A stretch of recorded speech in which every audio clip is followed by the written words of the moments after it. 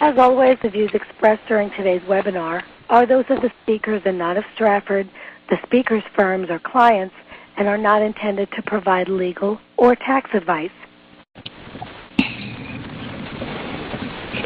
We have gathered an authoritative panel to outline and provide drafting tips with regard to various deadlock-breaking mechanisms in operating agreements. Counsel will also discuss arbitration and mediation and why either option is likely preferable to litigation or judicial dissolution of entity. Our panel today includes Kathleen A. Kelly, member at Fiduciary Law. She is joined by Pontea F. Stevenson, General Counsel at Lowkey. And rounding out our panel is Craig Long, Managing Attorney at Craig Long. Craig, you're starting us off. When you're ready, we'll get started. Thank you, Karen. Appreciate it very much. Besides my name, I thought we would do a few minutes or just a minute of introduction, just to let you know kind of our backgrounds and what have you. I am the managing attorney of the firm that bears my name, Craig Long LLC. We do a substantial amount of real estate transactions in our firm, some civil litigation and corporate mergers, acquisitions type law, and we deal with these kind of entities on a regular basis. We've been around for 14 years, and so the scope of my practice is within the realm of these entities and dealing with the issues that they deal with on a daily basis. And besides me introduce Kathleen or Pontea, I'll let them introduce themselves and explain their backgrounds and their corporate practice. Go ahead, Kathleen. Sure. Thanks, Craig. I'm Kathleen Kelly. I am a partner at Fiduciary Law in Tysons Corner, Virginia. I am barred in Virginia and Delaware, and I started out my legal practice in Delaware working on the alternate entities there, LLCs, LPs, corporations, other things. In Virginia, I've continued that practice, doing a lot of M&A and a lot of these shareholder disputes, these business divorces. So I try now to solve them before they happen. So I think that's kind of the focus of what we're doing here. Pontea? Hi, my name is Pontea Stevenson, and I am just very recently became General Counsel at Lowkey.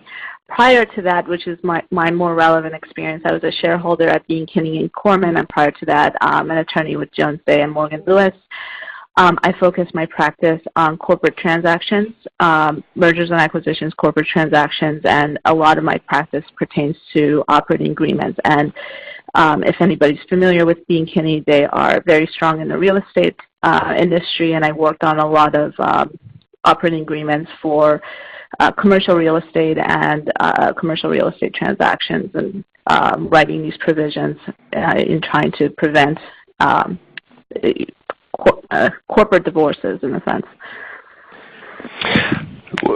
With respect to Lowkey, I understand that's a startup, Pontea. So just take a second and tell it, what does Lowkey do, and how long has it been around? Lowkey is a technology company. Right now, we're focusing on intellectual property searches and transactions around that.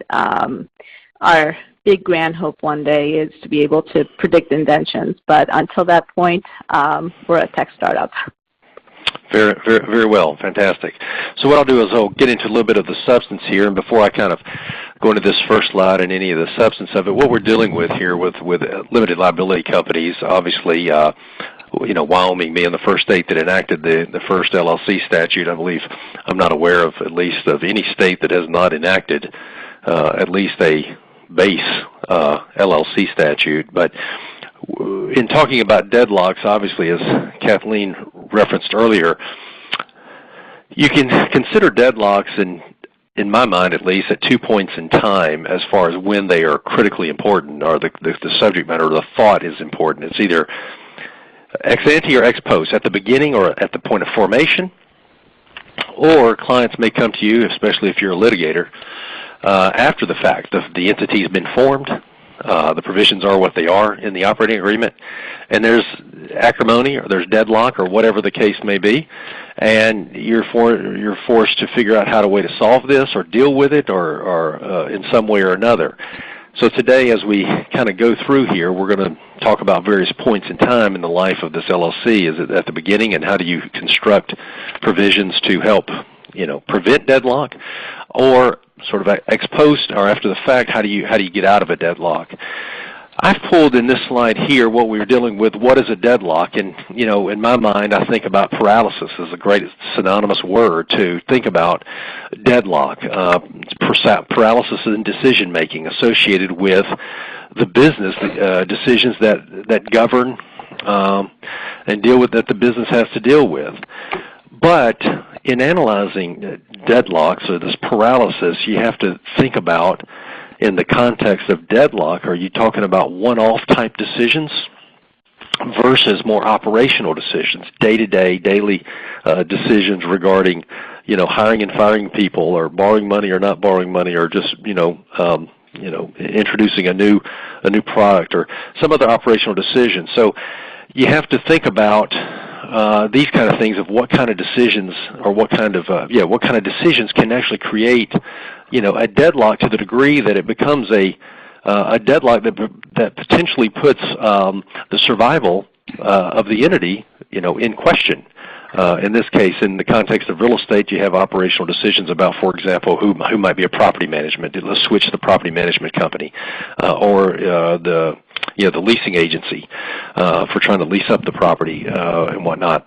I have pulled 4 cases that I thought were, when I read them, were very emblematic of that, and that illustrated the problems associated with, especially in the context oftentimes of real estate, but not all of these cases are real estate cases per se. But these 4 cases are very emblematic of the issues that are faced oftentimes.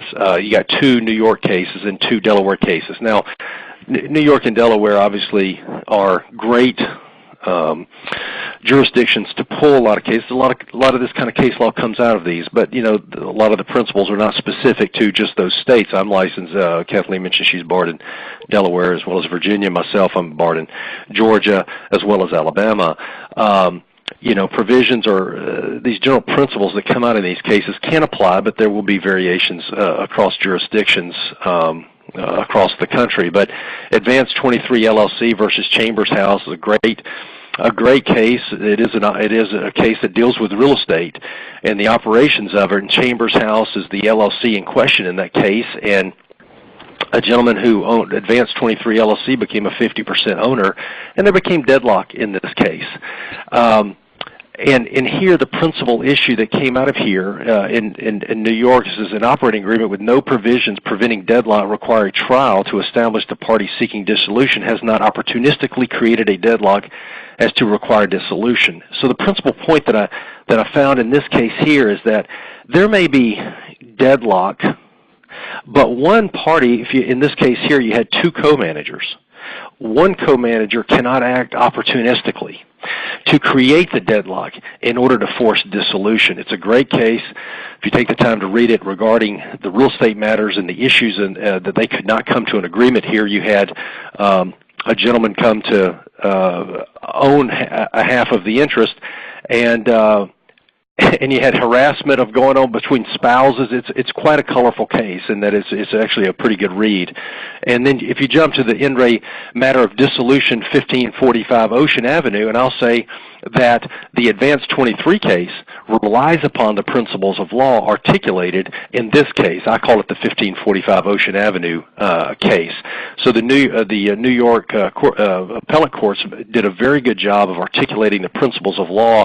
We'll see in a little bit the similarity. I pulled the statutes in the various jurisdictions like Virginia, New York, Delaware, and Georgia. The statutes are identical in terms of the language, essentially, is the standards for dissolving an LLC.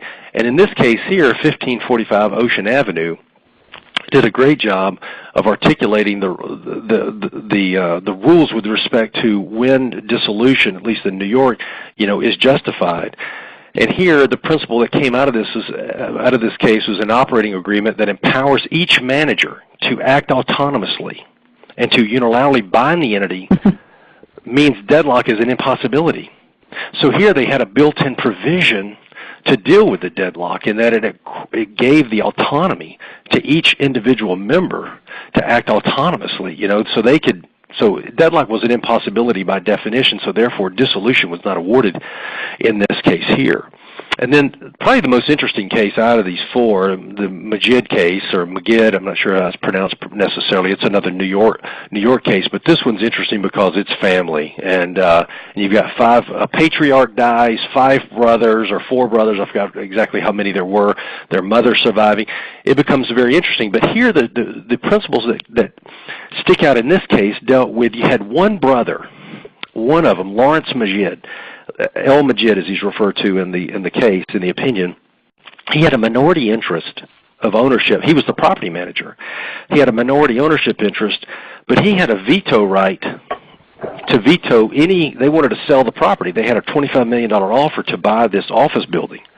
The family did. One of the brothers, somebody came to him offering them $25 million. Yet this one gentleman, the one brother, refused to go along with everybody else and to sell the building, and then he also vetoed refinancing the building, and then he vetoed changing the property manager, which happened to be his company that he controlled. So obviously he was self-interested in doing so and taking that position, and so his siblings brought a dissolution action and argued that they were deadlocked and could not come to a decision regarding these very important matters, and that they were deadlocked, and that the company should be dissolved, the assets should be sold, and then an accounting should be had, and proceeds distributed according to interest. And the court found that there was justification for dissolution, even though, in this case here, what's very interesting is that there was no impairment, if you will, to use an accounting term, there was no impairment or any compromise of the operations of the underlying commercial, the building, the asset, the one asset that it owned. It was leased, it continued to be leased, tenants paid rent, so there were no operational problems with the functioning of the underlying asset. It was managerial dysfunction that created the problem that justified the dissolution in this case here. So that's a very colorful read, a little bit complex with respect to following the ownership interest, but nonetheless a good case. And then lastly, the case that's very emblematic is a good case. It's not a real estate case per se. This is then Chancellor Strine in Delaware wrote the opinion here before he became a member of the judge on the Supreme Court of Delaware, Chief Judge. He wrote this opinion. This opinion here, this deals with there were 3 members of the LLC. One of them was the manager initially. The other 2 removed him as manager, and about a year and a half later, he, as the removed manager, who stayed a member, he brought a dissolution action claiming that the 2 remaining members who became the managers were not running the business in accordance with their business plan, and that the financial success of the business had been, not what they thought or wanted, and so he brought dissolution. And here, Chancellor Strine basically said that a company's lack of success in fulfilling its business plan does not justify a deadlock and a dissolution of the entity, and as a result, there's no basis to dissolve a company when it just the barometer.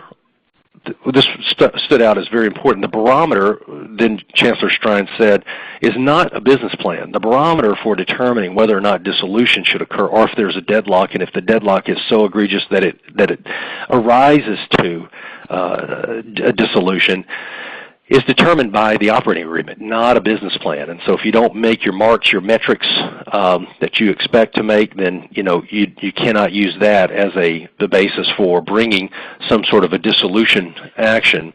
So in these cases, in these circumstances, these cases that are emblematic, and I'm sure if you go across jurisdictions across the country, Texas, California, wherever, you'll find the cases are just innumerable. The circumstances, the facts that create these kind of cases in this appellate case law. But the overarching circumstance that I find that sort of runs through and is continuous between them all is the unanimity requirement, or of an even number of decision makers, where you have 2 co-managers or you have a board of managers. It can be an odd number, but they require unanimity.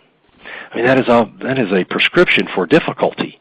I mean, I mean, you know, you can't even get a local housing authority or a local homeowners association to be unanimous. I mean, much less, it's just hard to get unanimity on about anything in life.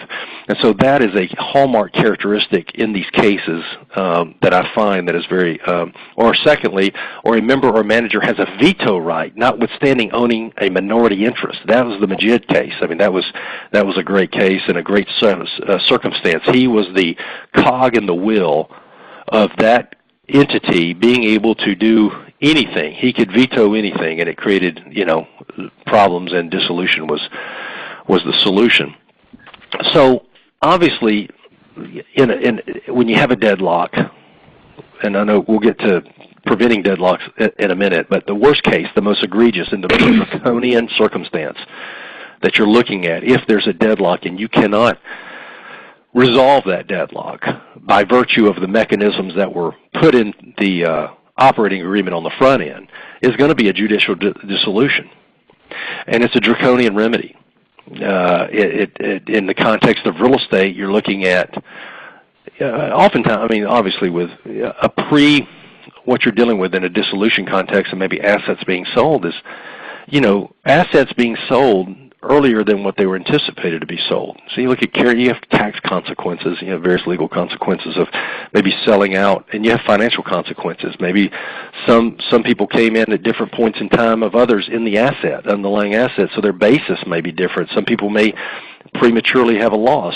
Some people may have prematurely have a gain and not have any losses set off against it. So from a financial planning standpoint and taxes, financial accounting, I mean, it just goes on and on and on, that a premature sale as a consequence of a dissolution can create a number of problems for a number of investors and owners and members and owners of these LLCs. And so that's why it's a very draconian remedy, and it's awarded very sparingly. I mean, then Chancellor Strine articulates in his opinion very clearly about how draconian, how sparingly it is a remedy that is, you know, brought about, and other types of things you may find are custodians or receiverships being appointed, equity, you know, imploring the equity authority of courts to appoint receivers, and then you lose control. So if you get a receiver appointed or some sort of a custodian, whatever the case may be, then you're talking about the people who once could drive the ship now no longer are in control of the wheel of the ship. You know, this third party who's accountable to the courts is now driving the ship. So the business as a going concern can fail, whereas it may be succeeding. Like I said, deadlocks do not mean that the business is failing. In the In Re Aero Investment Advisors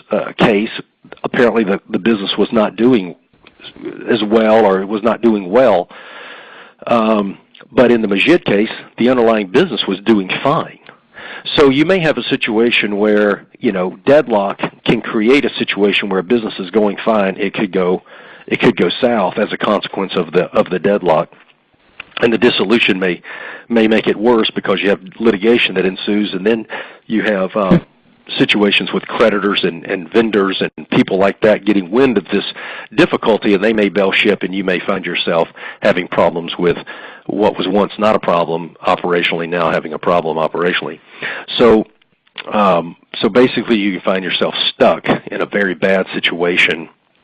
And so here we come to the situation where, once again, what is the thematic structure of these LLCs that create or lay the foundation for these problems, this problem of deadlock that can arise. And you get management structure of LLCs, board of managers, co-managers, whatever the case may be, that require supermajority, or you have basically unanimity requirements. In one of the cases that I cited earlier, I think it was one of these. It was not the Majid. It was the 1545 Ocean Avenue case. In that case, they had, no, it wasn't. It was a case that actually Kathleen's going to talk about in a little bit. I'm sorry. I found it very interesting that they had a supermajority vote requirement to resolve one issue, but this issue is a Fisk Ventures case that we're talking about. It's a Delaware case, but that supermajority requirement created a whole other set of problems that ultimately resulted in justifying dissolution of the entity. So the structure of the LLCs requiring supermajority votes, requiring unanimous decisions or unanimous votes, those kind of voting arrangements in LLCs lay the foundation for deadlock. Now, just because an entity is deadlocked doesn't mean it's going to be dissolved, because hopefully you've hired smart counsel which what Kathleen will get into a little more substantively, lead us in this discussion in a few minutes regarding how to prevent resolution of deadlock decision making. How can we construct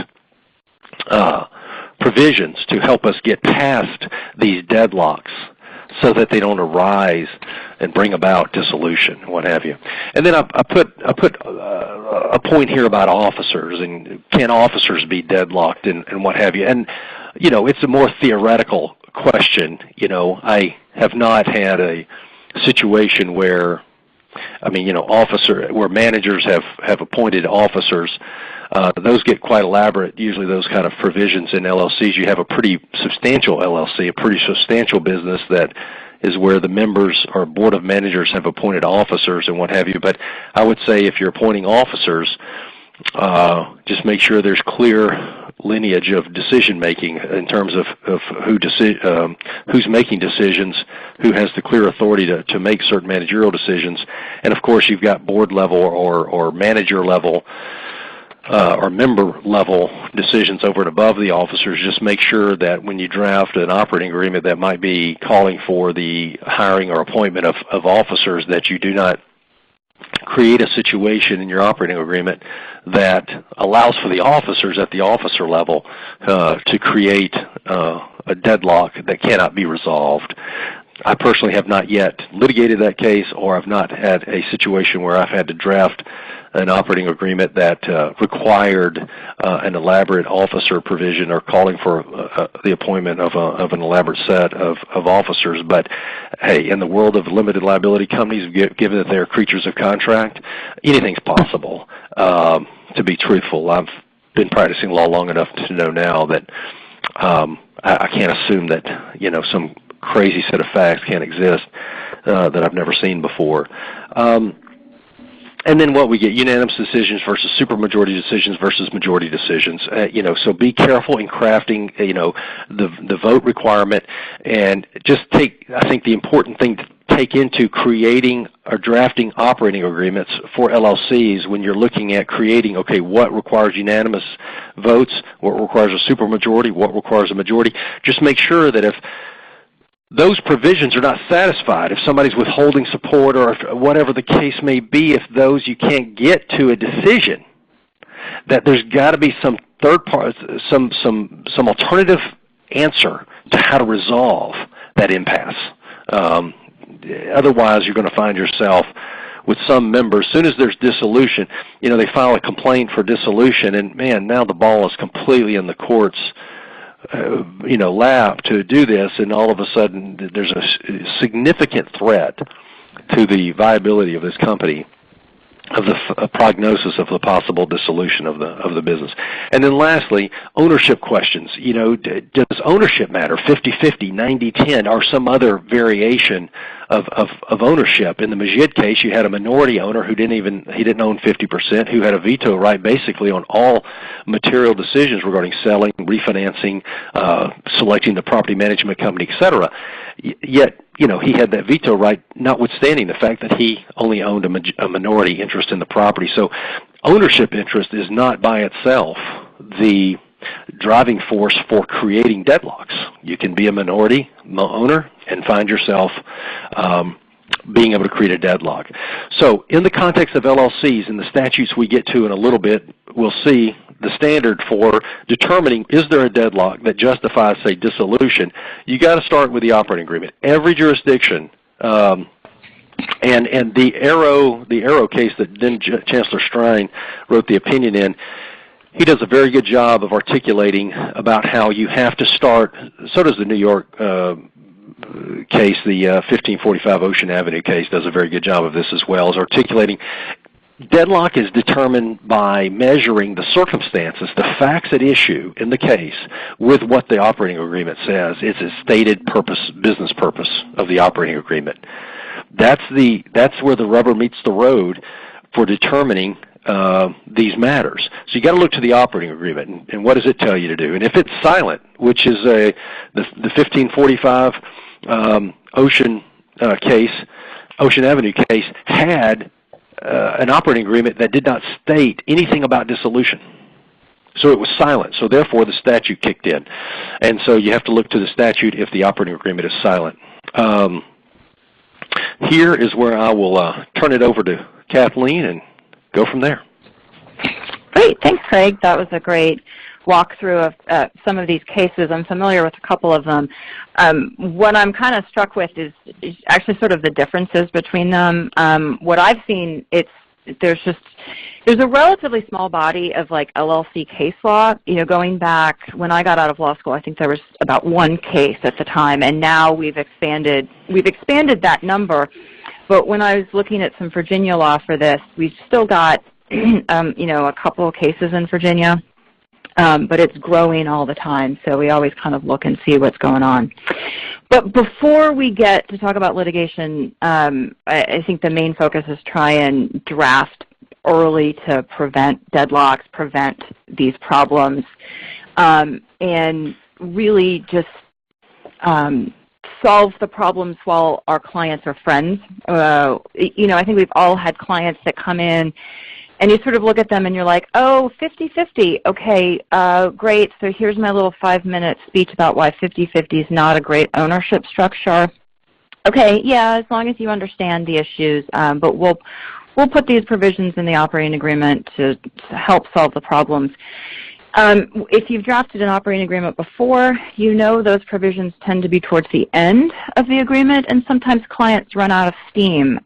You've gone through a lot of other provisions. How do you want to allocate profit and loss? How do you want to do that? How do you want to do this? And when you get to the dispute section, when you get to, say, an expulsion section, this is my best friend. We were college roommates. We're never going to disagree. So I think a lot of us out there, it's key to do this early when everybody's friendly because it's so much easier. So on this slide here, slide 11, it's just kind of an overview of what we'll talk about, these different techniques that we have. I typically think of it as a toolbox. We just have a toolbox full of tools, what works best in this situation. We'll walk through each of these tools and give you some sample language, but really fundamentally it comes down to talking to your client. What are they doing? What could be a possible problem? What's a possible exit out of that problem? One size doesn't fit all. You really need to think about that specific client. What would work for that person? I will tell you, I think we all have sort of our standard language, though, but we all need to listen to the clients and see what they're doing. So as Craig set up for us, LLCs are actually these fun, interesting entities. They're not corporations. They're not general partnerships. They're really these creatures of contracts. It's really just a contract among the members.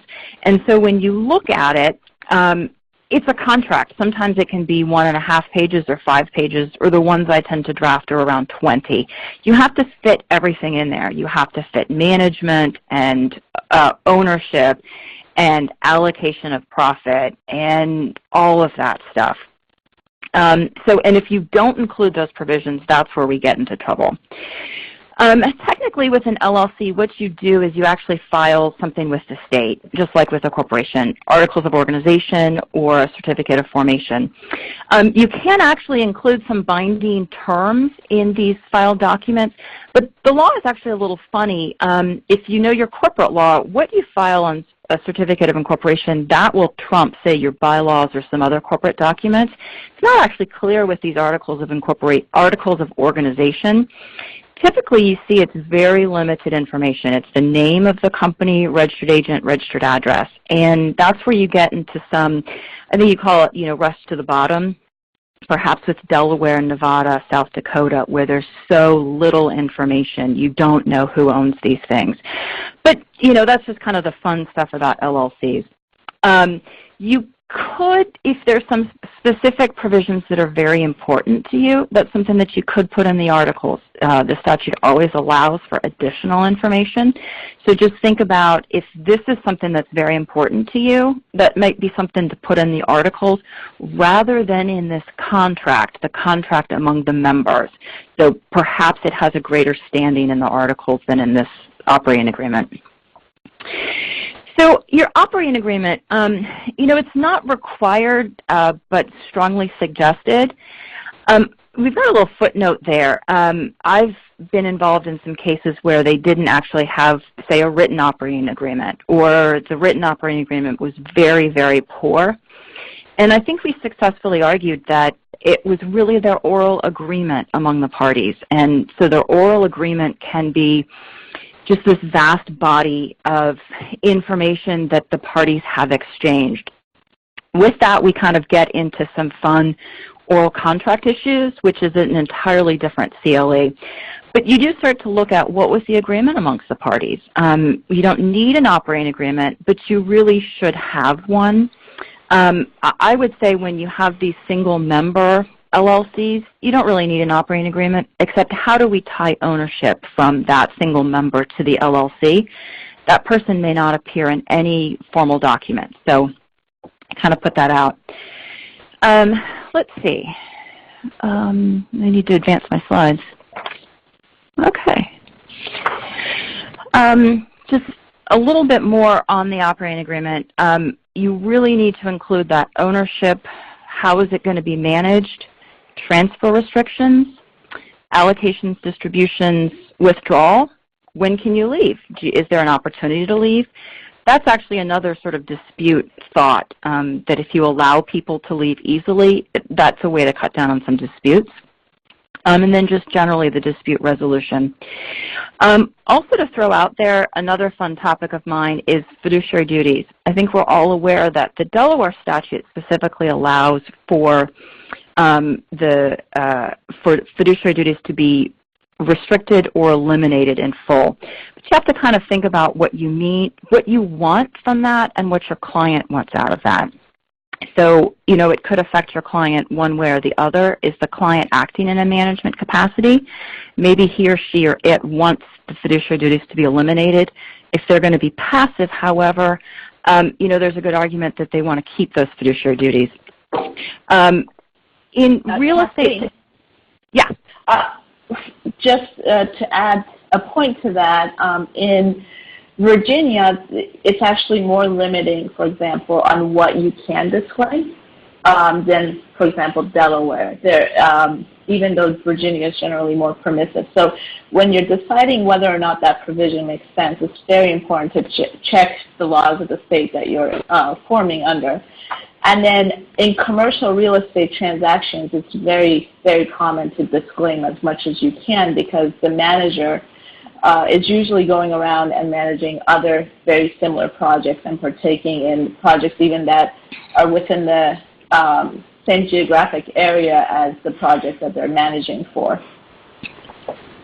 Yeah, in that case, specifically real estate transactions, joint ventures, something where you might have one of the partners as another entity that's doing a lot of the same business. It's a real estate management firm, and they own 10 LLCs, and each of those LLCs owns some other piece of real property. But you've got maybe a different investor for each of those 10. I think it's essential to eliminate the fiduciary duty of loyalty, because what that one member is doing is usurping business opportunities, because they're running 9 other LLCs. So there's the duty of care and the duty of loyalty. And so it's always kind of a thought, and that's also a consideration when you're thinking about what laws to form your LLC with. Delaware is very clear that you can eliminate fiduciary duties. I think some other states have gotten some case law on that. I'm not all that familiar with the specific laws. I know Virginia does not have that in its statute, Virginia LLC statute, but it does have funny enough, it does have a duty of care in the LLC statute, but no duty of loyalty in the LLC statute. And if you're really interested, when you compare the Virginia LLC statute to the Virginia corporate statute, the corporate statute has a duty of loyalty. So does that mean that Virginia's legislature thought about it and decided LLCs just don't have a fundamental duty of loyalty? And that can get back to Chancellor Strine and Delaware law and some other fun stuff. Another side note on fiduciary duties, and I've counseled clients on this, if you represent a minority owner that can't get out of an LLC, for example, there's no right to withdraw, and that's not in the statute. It has to be in your contract. You can't just leave. If you can't withdraw and there's no language about fiduciary duties, arguably your client then cannot compete against the company. So if you're in a relatively small business, say, I don't know, running shopping centers, if you're trapped in one of these LLCs, you can't run a shopping center, across town, or you can't do that same type of business. So it can be difficult. Okay. Kathy, may I chime in real fast? In Georgia, just to let you know, you said you can waive fiduciary duties in Georgia. What I would say to any practitioner is, if fiduciary duties are waived, what is then the standard of care for decision making to judge, good or bad decisions? In Delaware, it's the implied covenant of good faith and fair dealing. Yeah. Georgia, we don't have that in Georgia. It's a different standard for determining. Basically, you got to commit a crime and to go murder somebody before you can be liable as a manager. I mean, the threshold is very high. So what I would say, just to that point before you move on, is if you're a practitioner picking a jurisdiction for organizing your LLC and you're going to waive fiduciary duties, look at what the standard then becomes for determining whether or not the manager's decisions are good or bad. Yeah, that's one of those key things. I think usually it doesn't matter so much, but when you have a fiduciary duty issue, when you want to make sure it's one way or the other, that's where it does really matter. I know there's conflicting case law in Virginia on some of that, so I would recommend someone go to Delaware or another state. Okay. To move on, within the management structure of an LLC, we usually see some decisions have some requirements. I think usual decisions tend to be a majority vote of perhaps the members or perhaps the managers, however you've structured that. However, you have something I would call a fundamental decision, and those tend to be unanimous. And these go to the nature of your investment in the LLC itself. So I usually see dissolution, a merger, or a sale of all of the assets. And really what that goes to as the member's investment is going away somehow. The company's being dissolved, it's being merged out, or you're selling all of the assets. We can talk about whether unanimous is a good idea here or not, and that's something to talk to every client about. This tends to be where I start, though, because these aren't operational decisions. These are, we're not going to have a company anymore. But you may want to not have that. That's your choice, your conversation with the client. On the other hand, what I call those extraordinary actions, those have a higher approval requirement. That's supermajority, perhaps 66%, 75%, again, if the members are the managers. And those tend to be more extraordinary operational decisions, perhaps a loan above a certain amount, or entering into contracts that obligate the company above a certain amount. Some of those insider transactions, the salaries to managers, affiliates of a member, or removing a member or a manager. So that's kind of the way I split things up.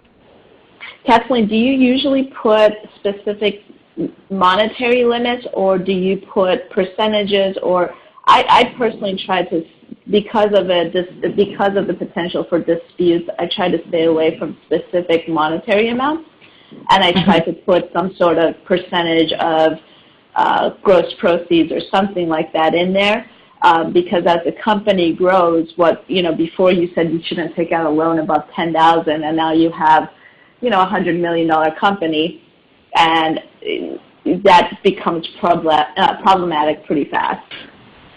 Yeah, I mean, and that's sort of one of those good problems, though. If it does become a problem really fast, hopefully people are still relatively friendly, and that's an easy amendment to make to the operating agreement.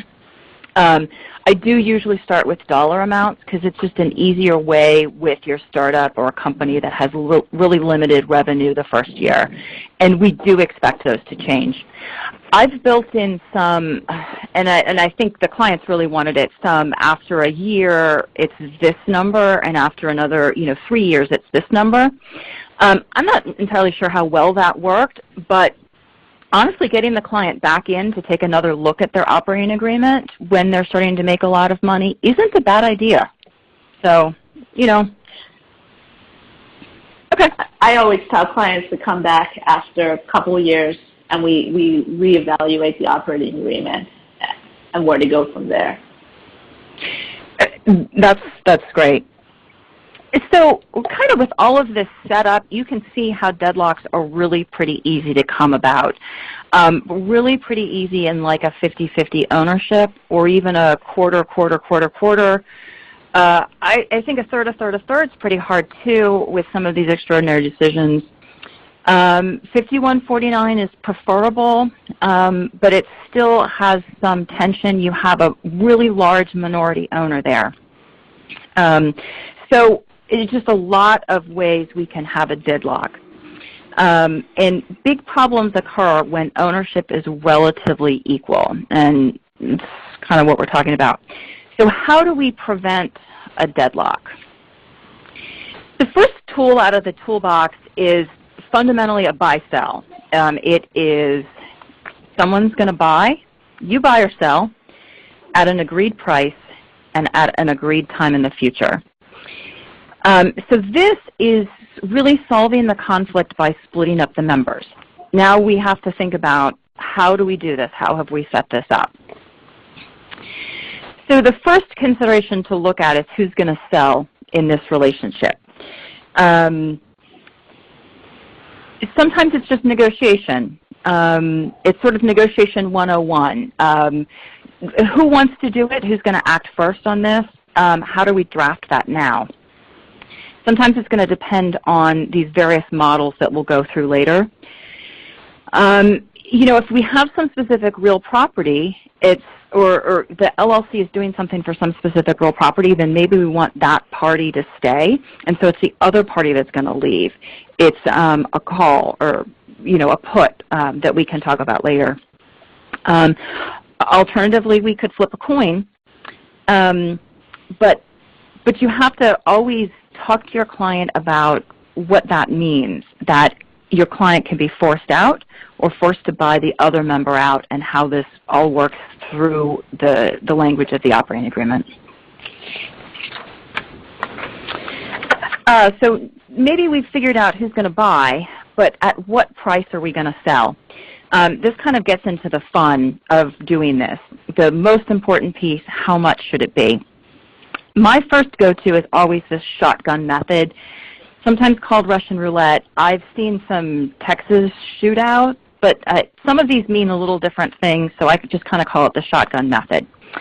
What it is one member offers to buy out the other member at a set price and set terms. That second member can either accept the offer or buy out the offer's interest at that same or equivalent, or those same or equivalent terms. So I think it can be really successful. It is fast. You tend to put these very specific time limits in there, a week, 5 days, 10 days, something like that.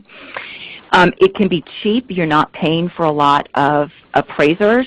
You're not paying for those valuations, and that can get pretty expensive. And it's probably fair. The parties are incentivized just by regular economics to give good and fair offers. You can't lowball your offer because the other side can turn around and use it on you. But there are some drawbacks there. It might not be fair. Sort of might not be fundamentally fair, especially if someone has more information or if someone has more cash. If you can kind of figure out how much cash the other guy has, how much cash you have, you can gain that situation. You could perhaps also create a dispute to manufacture this buy-sell provision, just manufacture that you've taken over the company. You know, especially if you know some good information about successes the company will have in the near future, something like that. I think Craig brought one of those points up, talking about the cases earlier, you know, creating a deadlock to create that, you know, to put this in a dispute and see how that works. To justify dissolution, yeah, you can't opportunistically do that. Yeah, well, you can't get caught, I guess. Yeah. So here's some language that I have used in operating agreements. You know, this is a good place to start, but you always have to walk through all of these provisions.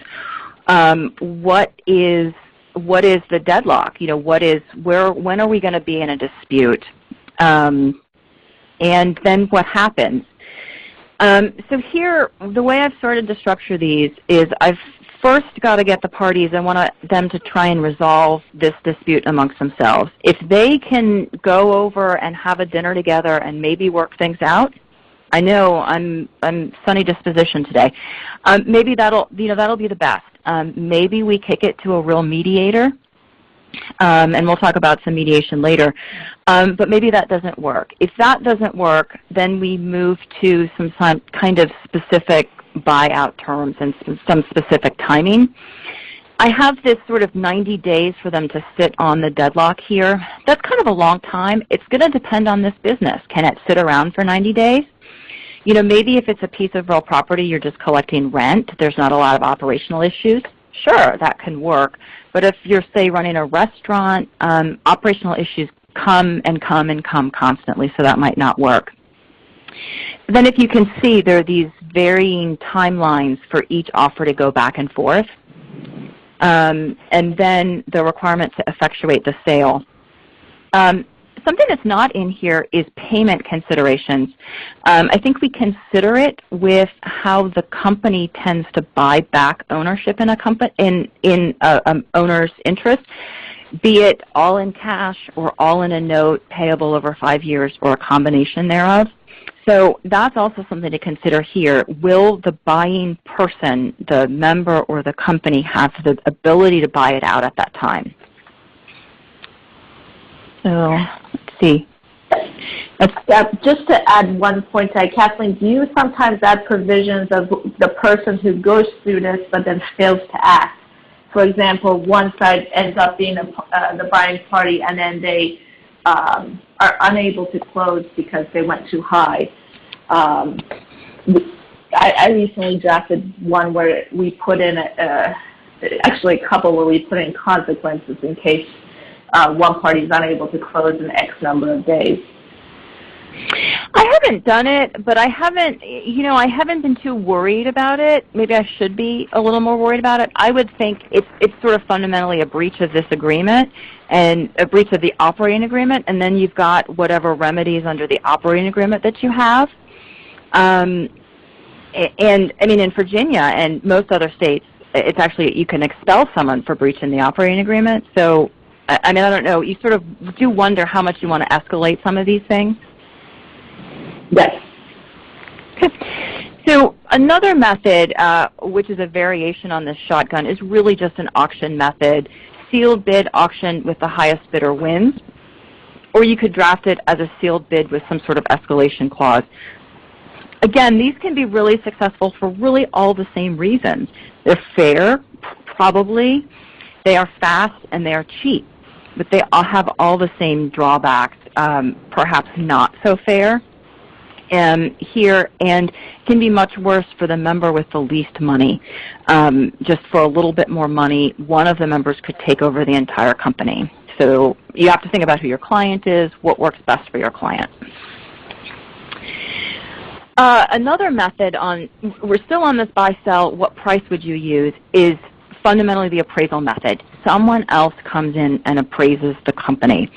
With this, you have other questions, though, to answer. Who pays for the appraiser? Do you split the appraisal fees? The company, the departing member? I've seen them all. Who picks the appraiser? Does the departing member pick? Does the company pick? Does the manager that stays pick? What I do is I kind of let them, I usually draft it where I let them decide, and then if they can't decide, I have picked for them, and I usually throw in a name of a local company, a local mediation firm that we've used, or an appraisal firm that we've used, and that tends to work as a backstop. I don't really want to pick for them because I don't know who's going to be around when a dispute comes up, but I feel like I've got to do something in case they can't come to an agreement on who it's going to be. Another thing to think about are these, it becomes pretty important, valuation discounts. That's a lack of control or lack of marketability. Some of that fluctuates with IRS rules, what would be applicable. And then think about, drafting some language of using appropriate valuation discounts or being specific about what would apply. What that's going to do is reduce the value of the minority member's cash that he or she or it is getting out. I don't love the appraisal method. I think it can be really costly and take a lot of time, and I'm not sure it's tremendously accurate. It is, however, kind of a third party that'll just come in and do it for you, so sometimes that's what you're looking for. Let's see, and here's some sample language. Again, I don't have a default appraisal here, but I think I did end up where the manager, if the appraiser, the agreement as to the fair market value is not reached among the members, then the manager selects an independent valuation expert. That's not always what you're going to want, but that can work in certain circumstances. And then there's just some setup about who that person would be and some timing. If you see here, it really takes a long time to work through this appraisal to the purchase date. And one of the reasons for that is because you have to almost complete the entire appraisal to get that price, and then you have to have people figure out who's going to buy. Does the company want to buy? Perhaps do the other members want to buy? Is there a right of first refusal? Do the parties even have the cash for this? So it can really take a long time. Another method of picking the price to buy someone out with is what's called the formula model. A lot of clients love this model. They think it's going to be perfect. It is not my favorite. And kind of going to Pantea's point about picking what a dollar threshold might be for these extraordinary decisions, it's hard to figure out at the beginning what might be a good formula for the value of the company later on. Companies think we're going to be able to do 5 times EBITDA, 5 times revenue, and that's going to be it. We do that, we value the entire business, and then we take his 25%, and that's what he gets. That really just doesn't always work, but it can be very simple. So listen to your clients. I tend to listen, tell them my concerns with it, and then we figure out what would work best. And sometimes we keep that formula model in there. Regarding that real estate, those real estate numbers, in commercial real estate, it's valued at, it's a function of net operating income, which is analogous to EBITDA. So, you just take a cap rate, a capitalization rate, divide net operating income by that capitalization rate, derive a value for the underlying real estate. That's pretty much a standard valuation metric for real estate. Well, there you go. Yeah. Part of the issue, though, is these numbers can be manipulated, especially if you have EBITDA can be manipulated, especially if you have. No, that's not true, Pantea. No, I'm kidding. I'm kidding you. That is the understatement of the day. Yes. I've never had a dispute where there's never been an allegation of somebody fudging some numbers, isn't it? It's a common theme, isn't it? It is, and the issue that I have with these formulas is they don't necessarily simplify for that reason, because you're still going to have a fight about what EBITDA or whatever metric you're using is going to be, and those, if the purpose of this is to avoid fights or simplify the situation, this doesn't necessarily get you there. Yeah. Another point to throw out here, sometimes what I hear from clients are they're basing some of these formulas off of a capital account or perhaps a capital contribution. I I really resist that. I think those are really different numbers. It goes to building up that business, those initial costs of the business. You may have a capital account. It's got a running dollar amount, but it's really not reflective of what the fair market value of the company is, or perhaps even the assets. It's really just an entirely separate number, and I want to separate those, and just wanted to point that out. Okay. So we've got the price, perhaps. We've talked a little bit about who's going to buy, who's going to sell. And another big question is at what time? When do we have this dispute? What is the dispute? When is the dispute so large that we can employ these, let's call them nuclear options? I mean, these are really blowing up the business. We might not be dissolving the business, but we're really blowing it up. We're getting rid of a member. We're getting rid of perhaps a very large holding member, not kind of a small majority member in some of these. You can make it any dispute. In some sense, if the clients, if the members don't agree on, say, where they're going to order lunch from today, and it's just gotten someone's craw, I mean, that's going to, I think, flow through for the rest of the business. But, you know, I really try and work on these fundamental issues, the extraordinary actions of the business, what will cause operational problems. And I also usually try to put a number of days. I want to give them a bit of a cooling off period.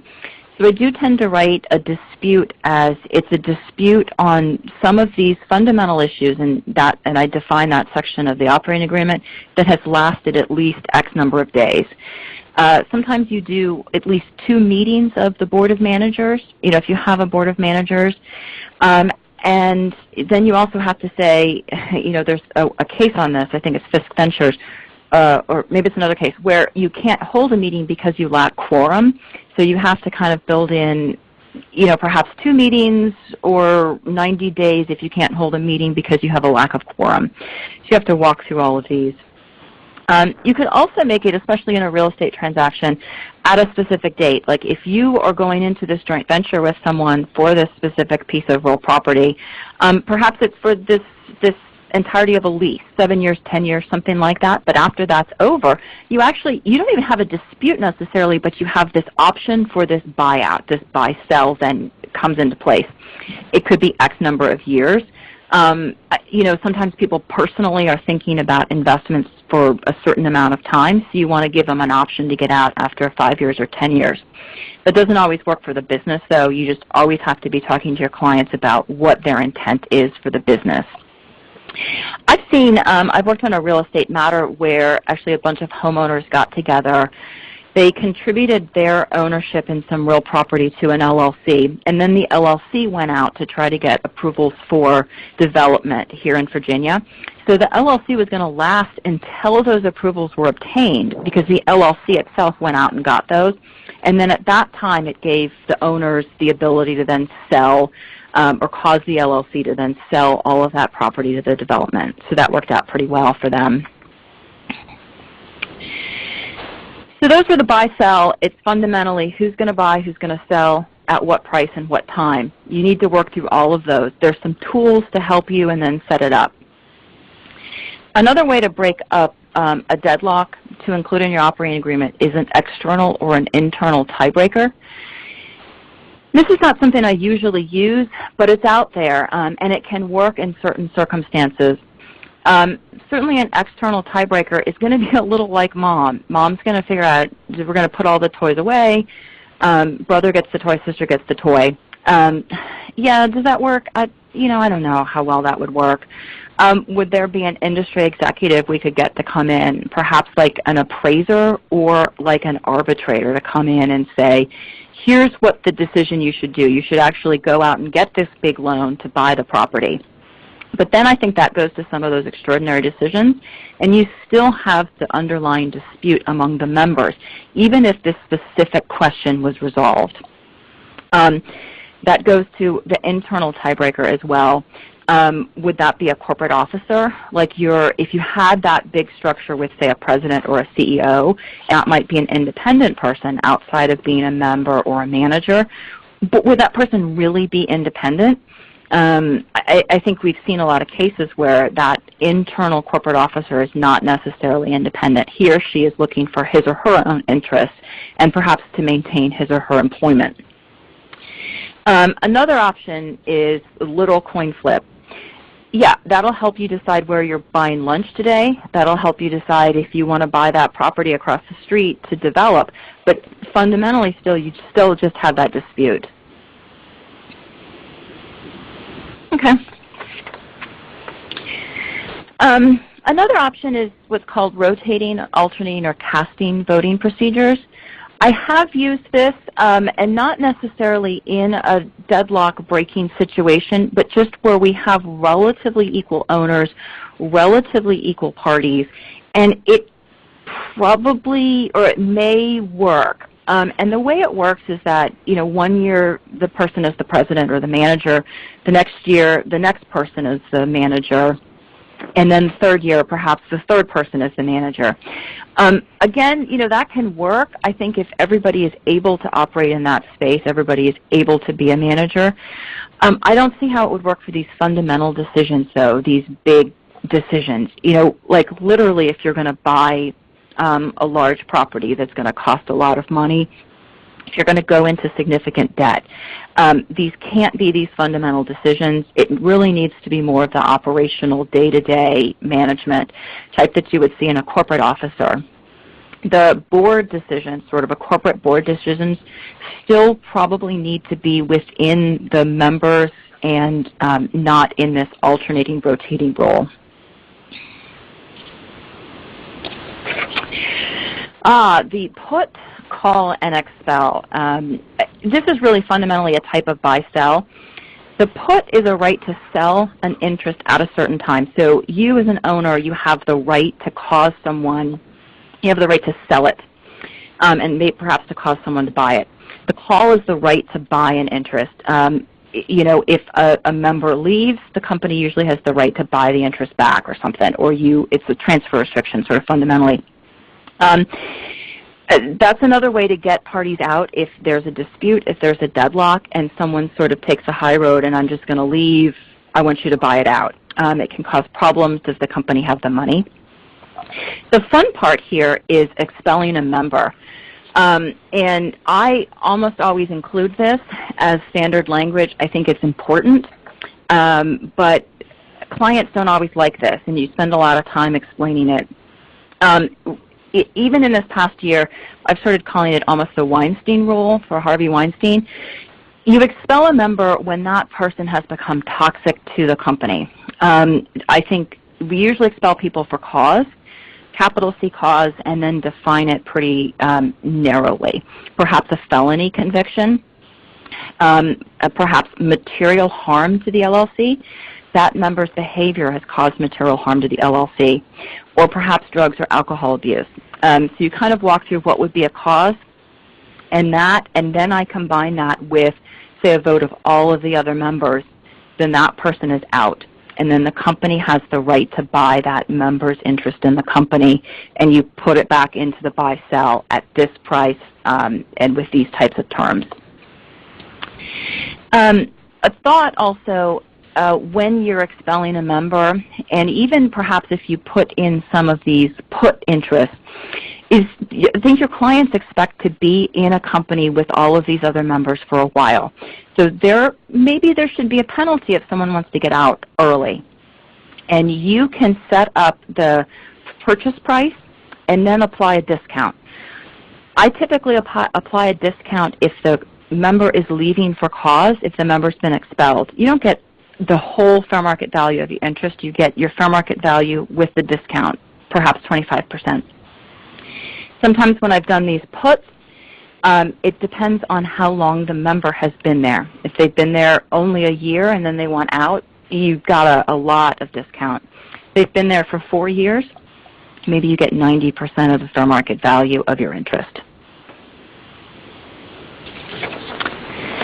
Partition and sale. Craig, I think this might be your piece.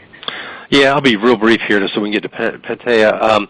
Partition, the context here is you have two people who maybe tenants in common with real property.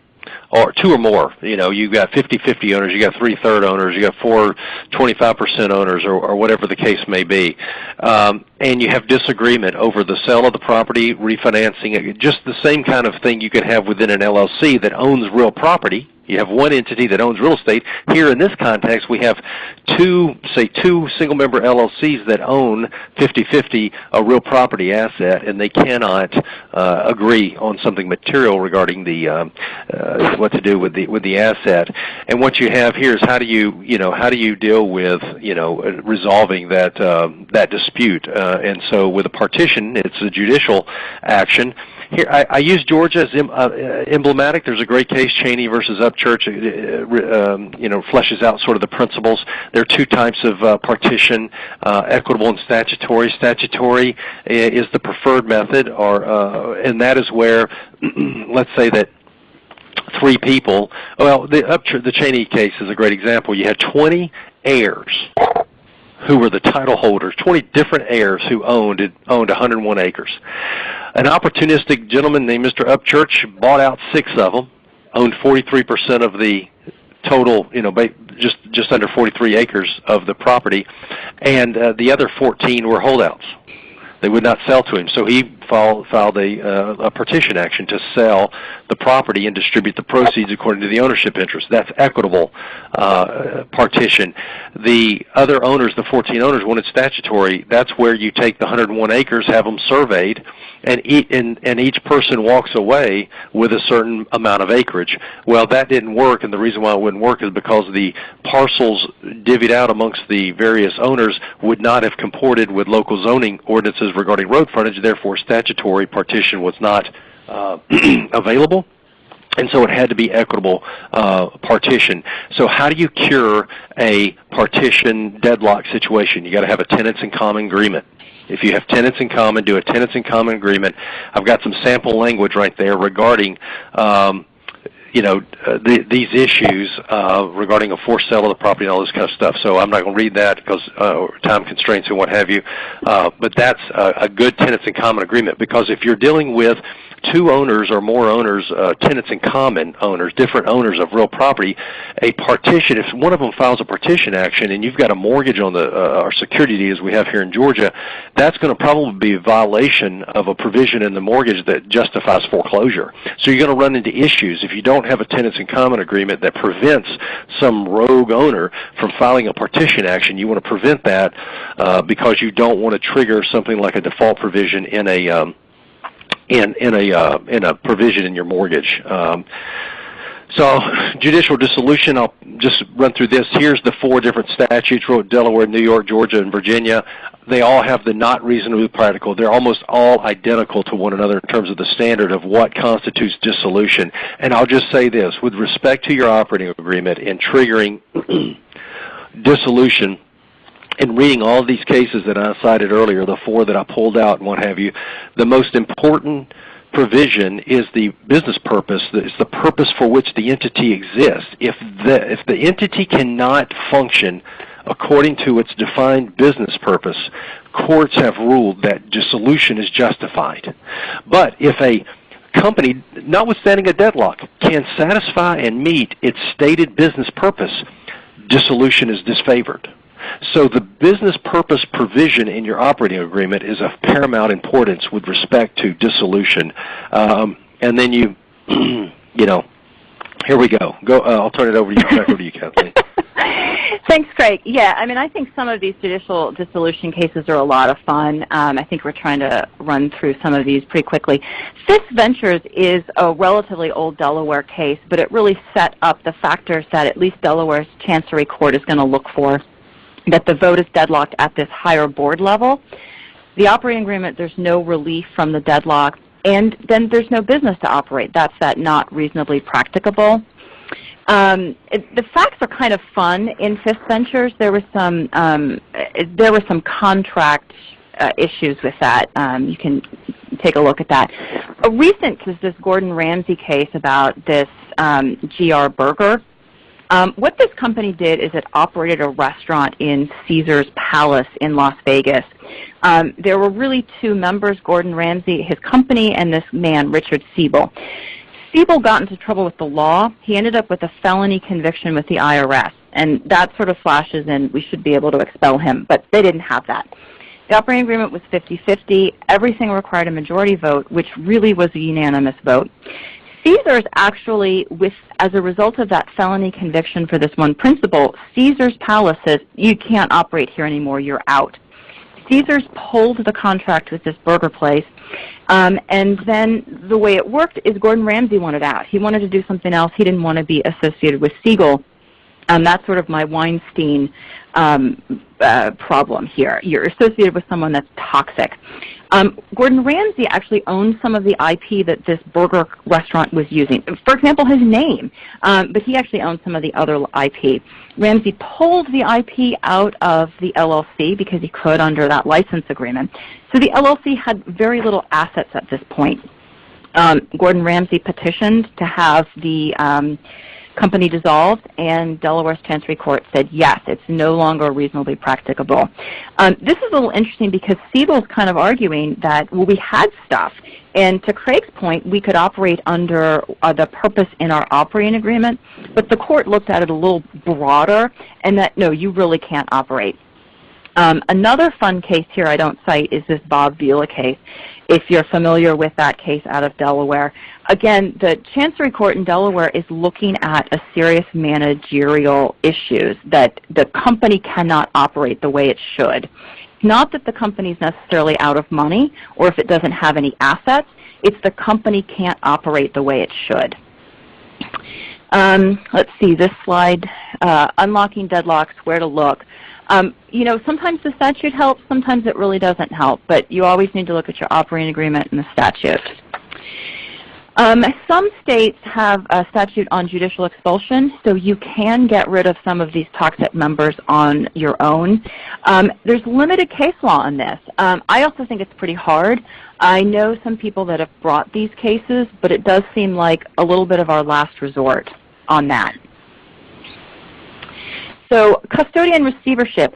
Again, this is something that's going to be state-specific. It's not present in the Virginia statute, so you need to look, and it may be a consideration for where you form your entity. What happens is the state will cause someone else to come in and do the operation. But then, you know, you've passed through so many other remedies that is this really going to help? So Pantea. Yes. So we're just going to spend a few minutes talking about alternative dispute resolution mechanisms that you can contract for, whether it would be, ideally, if you are going to do these, you contract for these ahead of time in your operating agreement, or if you don't have them, you can actually contract for them during the time. But we're just going to go through them, and we're going to go through some of the pros and cons and then some drafting tips that come with that. So we all know what an arbitration is. Instead of going to court, the parties contract for arbitration. It will be binding, and you can, as I mentioned, you can do this in your operating agreement, shareholders agreement, anything to that effect. Court after court has held arbitration to be binding. The arbitration provisions are enforceable. The only times that courts take a second look at them are usually when there's a huge imbalance of power, for example, in consumer cases, which are not applicable in these real estate transactions when you're talking about managers and members. In fact, there has been a Supreme Court decision that states that arbitration provisions are generally severable from the contract. So you can have an agreement that it may be, you know, you may challenge it on fraud, you may challenge it on different elements of it, of unenforceability, but the arbitration provision itself has to be challenged separately. It's binding if you have the provision in there.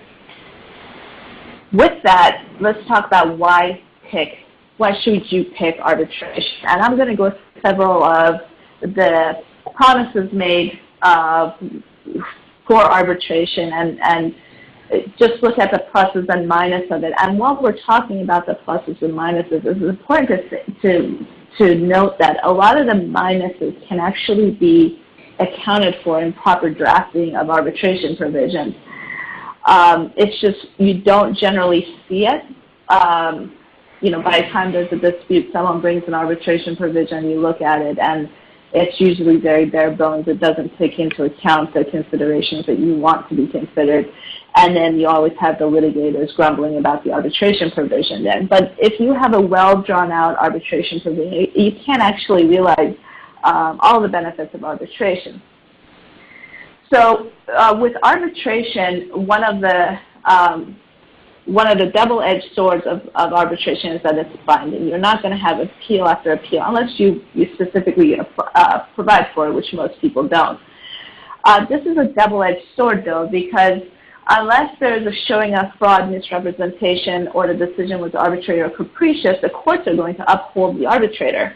Now, there's a couple things you can do to blunt this in drafting the provision, for example, is you can have a panel of arbitrators. Well, that gets expensive. By the way, all these solutions get expensive.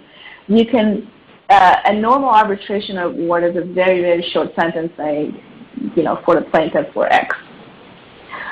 You can ask for a reasoned decision by the arbitrator, which is somewhere between that and a full-on opinion, the facts and conclusions of law opinion that you normally expect at the end of a court case.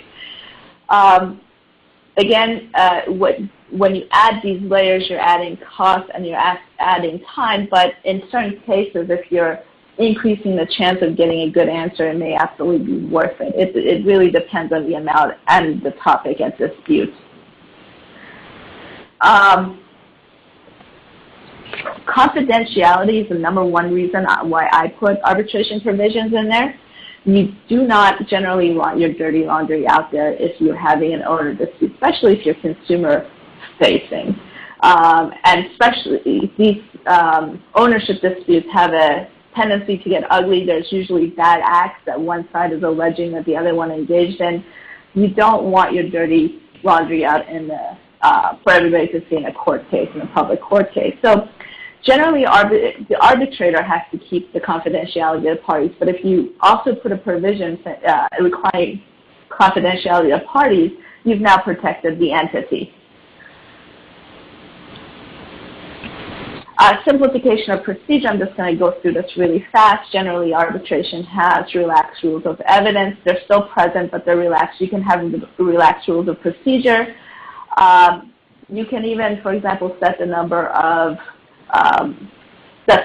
depositions, set the scope of discovery. Sometimes this is hard to do from the beginning, but you can have general, statements in general stating that. You can even tell the arbitrator to, hey, we already know that the award is between X and Y, and you can only give us an award between that. At that point, though, when you're setting those arbitrations, where you're setting those rules for the specific event, you're only talking about both parties have to agree because you're likely not going to have that in your operating agreement. Cost is a mixed bag because lawyers are expensive, and when you have to pay for the arbitrator's time, so you've added another lawyer and you have to pay for the arbitration fees. Again, it depends on the amount of dispute and whether or not you should have it. A properly drafted arbitration provision can really help in this provision. And time, arbitrations are supposed to be faster, but it's really a matter of where you are. For example, in Virginia, we have the rocket docket, which is really fast. There's other jurisdictions that you absolutely should do arbitration because the normal courts are not adequate in their timing. The other huge advantage is you can have a subject matter expert be the arbitrator. I want to point your attention to this article, and in that article you can find specific provisions in arbitration for an arbitration provisions to consider. For example, fee shifting, the scope of the arbitration panel versus a lone arbitration, location, injunctive relief provision, confidentiality, and things like that. And the other element, and I'm just going to very, very briefly touch upon this, is mediation, which is non-binding. Again, you can write this into your agreement as an escalation clause, and you can move. What you can do in your escalation provisions is you can intermix these provisions. For example, you can have a provision that the parties first meet and try to agree, and then if they're unable to agree, then you go to mediation, for example, or arbitration. You just have to be mindful of the time constraints. Kathleen brought this up initially, so that a party's not misusing this to drag a procedure, or you've just added so much procedure that it's going to take a long time to resolve. And I think with that, we're done. And we're going to ask, does anybody have any questions? All right, thank you, speakers. I do need to make a brief announcement before we go to the Q&A. New York State does require that you record and report the following code in order to obtain CLE credits, either for the live or the recorded version of the CLE webinar. If you will be requesting credit for this seminar, please make sure that you write this code down. The code is TLERHG.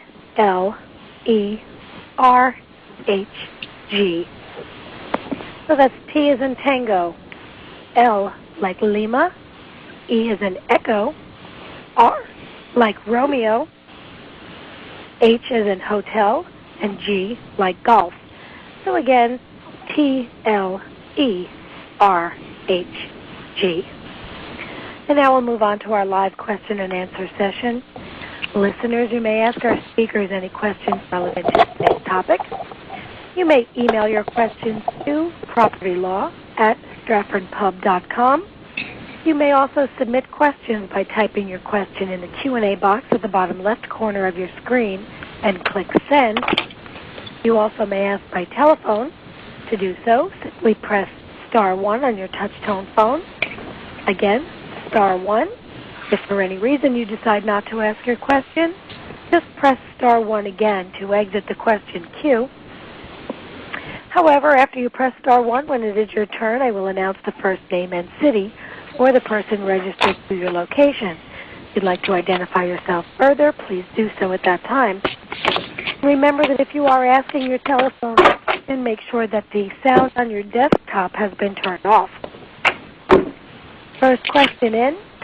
Once a dispute occurs, is it common for the parties to try to enter into an arbitration or mediate agreement, create parameters, or limit the scope or duration of the arbitration or mediation proceedings?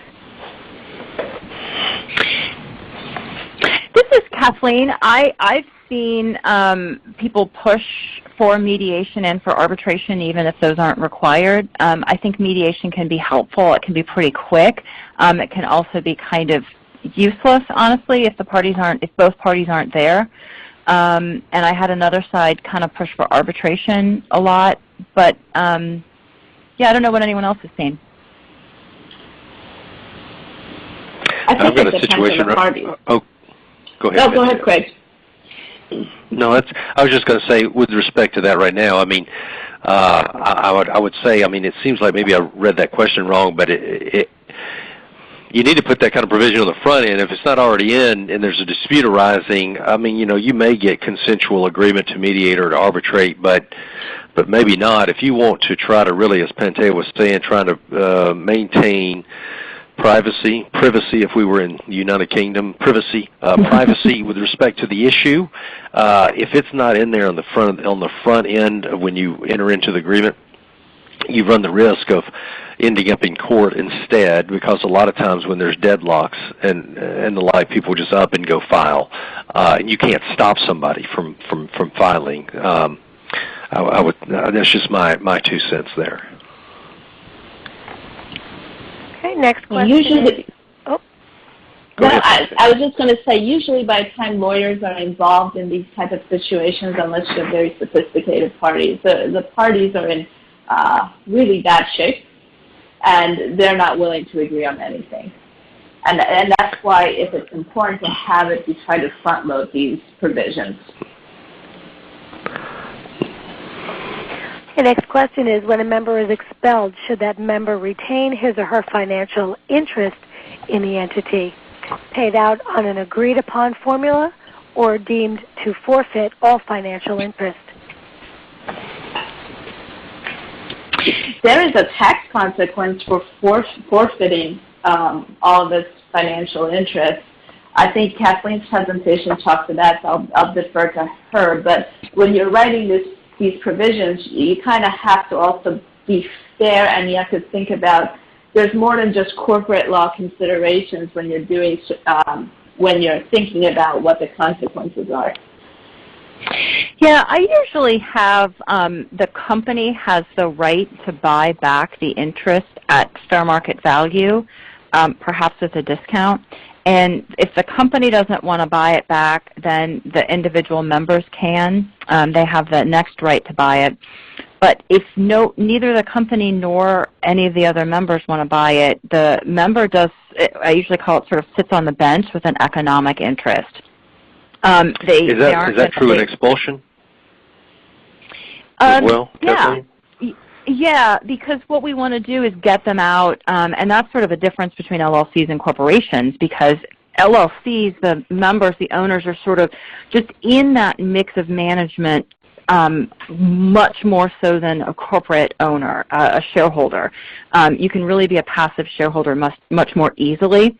So the member, I'm actually okay for them to sit over there on the bench with this economic interest, solely that piece from their bundle of rights of the membership interest or the LLC interest, however that's defined under the statute. It is a statutory thing, though, to think about. That you can retain that economic interest, but you've lost your rights as a capital M member. You're not admitted anymore. You're expelled. And some of them, there's some transfer restrictions, intricacies about that as well. Like, for example, if something is transferred, it goes from one member to a third party. That third party isn't admitted as a member, a capital M member. They're just going to have an economic interest until and if they are admitted. So I don't really like those people sitting out there, but sometimes there's not much to do, especially if the company doesn't have the money or you haven't set up, here's what the formula is to buy it out, or if there's a huge dispute. I got involved in a litigation expelling someone and actually hiring an appraiser to do it, and the other guy hired an appraiser, and then we sort of sent a check for what we thought it was, and, litigation ensues. So, litigation is going to ensue, I think, anywhere there's a huge dispute and money is involved and some emotion. But unless you have these things laid out, you can just sit over there on a bench. You're not going to cause trouble, probably. So upon expulsion, you're relegated to basically a profits interest. Basically, yeah. what you're talking about. You're relegated to having nothing more than a profits interest. Yeah, sometimes the statute may use different terms. So I think of a profits interest as maybe something a little different, where you don't have a capital, you didn't make a capital contribution, so you have this sort of growing interest. But yeah, I think in Virginia we call it an economic interest. And you can just sit over there, and it's what would happen, I think, with a charging order and some of these more difficult. You've gotten into bankruptcy, and someone sweeps in and.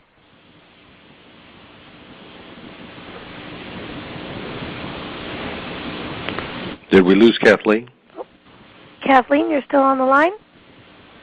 Oh, nope, I think we just lost her. I think we did lose her. Yeah. So we write these a lot, and we write these provisions a lot where we separate the economic from the voting interest in agreements, just to protect the company in certain circumstances, like Kathleen noted, in bankruptcy, or if the company just doesn't have the money. You don't necessarily want to reward bad behavior with a check either, or you don't want to, the company to have to go through the lens of putting in the money. So this is why you go through the trouble of these provisions.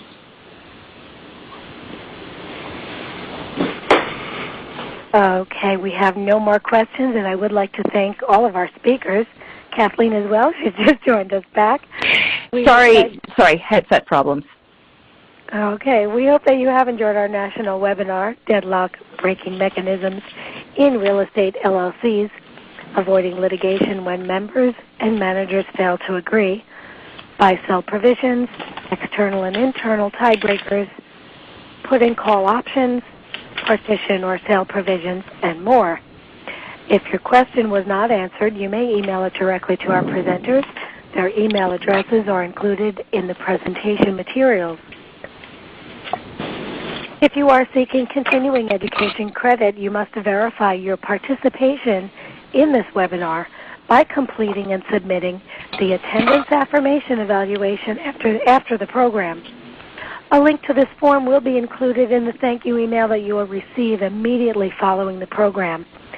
As long as you have registered and paid for this program by 5 p.m. today, you will receive your certificate of attendance within 24 hours. If you have any questions about continuing education credit for this webinar, please call our Continuing Education Department. Their number is 404-881-1141, extension 2. Today's participants can order a recorded version of this event at a special attendee price. Please call customer service at 800-926-7926, extension 1, or visit Strafford's website at straffordpub.com. If you are not yet a Strafford Annual Pass holder, try the CLE Individual Annual Pass. You can get all of your CLE credits for one low price. Simply respond to the email that you will receive after the program. Strafford would like to thank you for your attendance. To end this call, simply hang up your phone. Thank you. Have a nice day.